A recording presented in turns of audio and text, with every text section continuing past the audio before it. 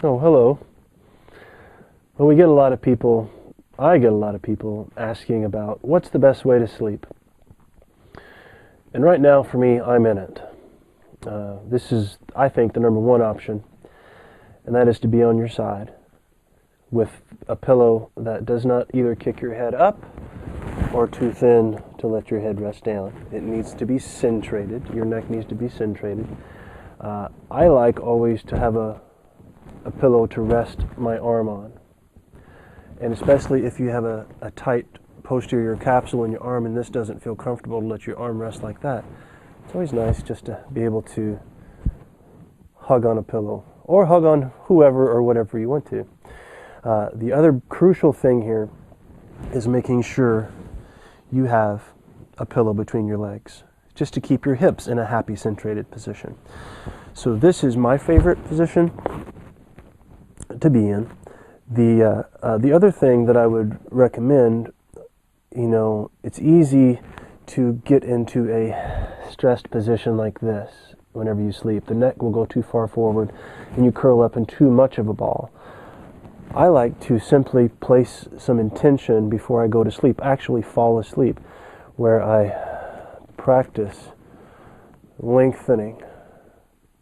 And what I do, and Yerji, one of my Eastern European teachers, workshopped this with us in Chicago a few years back.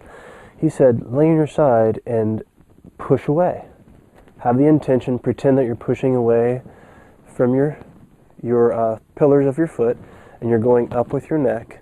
He said, and then let go of the muscle action, but keep the intention. And that's a great way to kind of lengthen yourself out and relax yourself before you go off into la la land, right?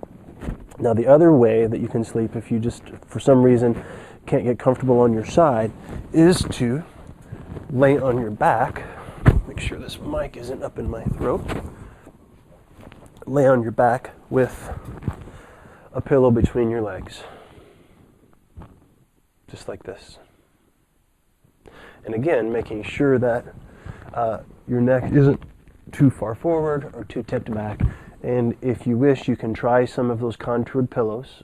They seem to work nicely for some, not so nicely for others. But you can try one of those. If they work for you, great. I do fine with the regular pillow. I can sleep fine with that.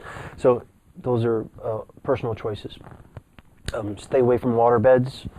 Yes, we are in my office, and I do have a pull-out couch in my office. I've never used it to take naps with, but it's a good thing to have. But, staying away from things that have hard bars in them, I wouldn't sleep on one of these for good. But a nice firm mattress with a pillow top of some sort on it will do just fine. If you want to try the Tempur-Pedics or the Sleep Number beds, some people are real happy with those. I don't have a specific mattress that I recommend. I go with whatever is most comfortable for you. For us, we use a firm,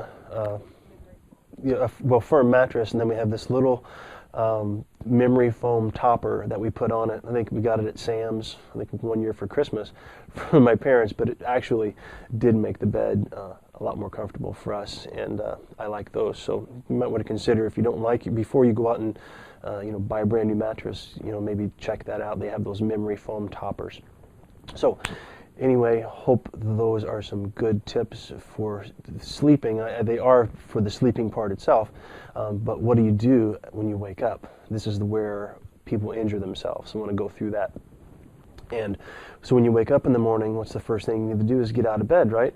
And the worst thing you can do is first thing in the morning, go and do a sit-up, which places extreme load on your back, because in the morning, there's research has been done that proves that there is up to 300% increase in the disc bending pressures after you sleep at night, because when you sleep at night, gravity doesn't come down on you as much, and your discs are able to re-imbibe with water, so there's a lot more pressure, and the discs are much more turgid in the morning, so it's easy to bust a few strands of your disc open.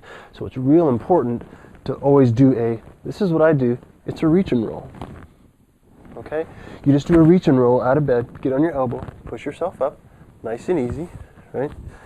Get to the side of the bed, and then, push yourself out just like you're at the edge of you can use your arms to help push yourself out in the morning, because, you don't want to, the worst thing you can do is lean forward and put your socks on in this whole C-slump maneuver. Okay, because the first thing you do, if you C-slump first thing in the morning, that's when your discs are most vulnerable, and that's the most vulnerable position for your discs to be in. So take care of your discs first thing in the morning and maintain a nice neutral spine and always hip hinge. And it's a good idea to wait about 30 minutes and move around a little bit, get going before you start doing heavy lifting. Classic instance for us and for me is waking up to the sound of the garbage truck and forgetting you had the garbage out. You pop out of bed and you run downstairs and you lift a bunch of stuff.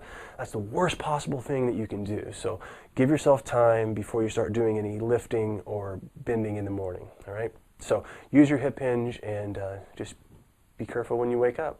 Roll out of bed like you are designed to roll. And we'll see you next time.